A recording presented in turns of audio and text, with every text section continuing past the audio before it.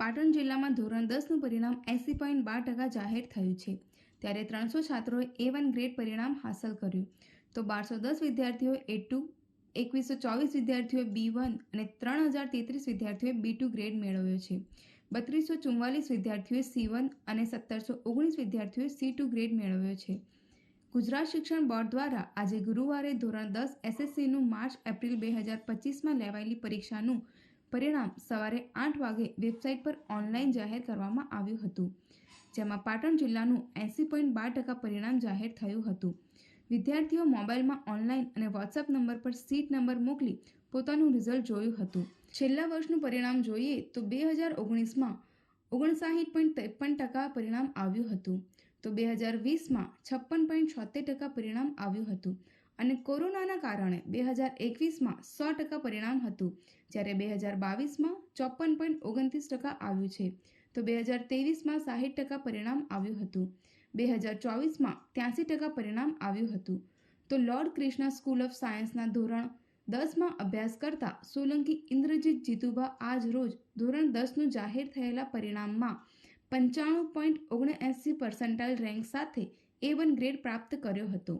તો આ પોતાની સફળતા પાછળ પોતાના માતા પિતા અને પરિવારજનો સહિત શિક્ષકોનો સિંહ ફાળો હોવાનું જણાવી ધોરણ 11 સાયન્સમાં B ગ્રુપમાં એડમિશન લઈ ડોક્ટર બનવાની ઈચ્છા વ્યક્ત કરી હતી. તો north Gujarat education society Mumbai સંચાલિત PPJ એક્સપેરિમેન્ટલ હાઈસ્કૂલનો 93.16% પરિણામની સાથે ધોરણ 10માં A1 ગ્રેડ સાથે 11 વિદ્યાર્થીઓ અને A2 ગ્રેડ સાથે 26 વિદ્યાર્થીઓએ સિદ્ધિ હાંસલ કરી છે, જેમાં ધોરણ 10માં અભ્યાસ કરતો પટેલ નીવ હસમુખ કુમારે 99.28% A1 ગ્રેડ સાથે શાળામાં પ્રથમ સ્થાન મેળવતા નોર્થ ગુજરાત એજ્યુકેશન સોસાયટી પાટણના CDO પ્રોફેસર જય ધ્રુવ અને આચાર્ય ZN સોઢા દ્વારા વિદ્યાર્થીઓને મોઢું મીઠું કરાવી ઉત્તરોત્તર પ્રગતિ કરે તેવી શુભેચ્છાઓ પાઠવી હતી.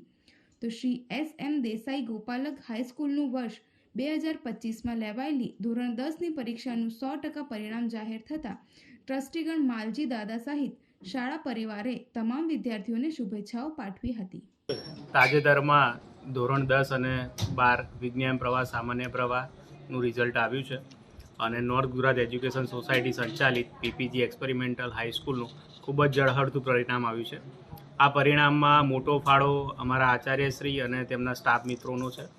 ટોટલ પરિણામમાં અમારું સામાન્ય પ્રવાહનું જેમ દર વર્ષની જેમ 99.60% આવ્યું છે, સાયન્સ પ્રવાહનું 82% આવ્યું છે અને આજે જે ધોરણ 10નું પરિણામ આવ્યું છે એ 93.16% આવ્યું છે.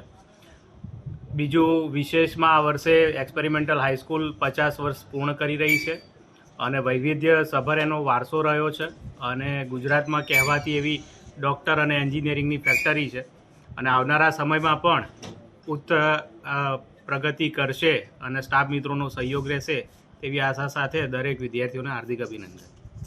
નમસ્કાર. આજરોજ SSC 2025નું જે પરિણામ જાહેર થયું છે, જેમાં અમારી શાળાનું ખૂબ ઉત્કૃષ્ટ પરિણામ આવ્યું છે. 93.16% સાથે ગયા વર્ષ કરતાં રિઝલ્ટમાં ઘણો સારો વધારો છે. A1 ગ્રેડમાં 11 અને A2 ગ્રેડમાં કુલ 26 બાળકોનો સમાવેશ થાય છે.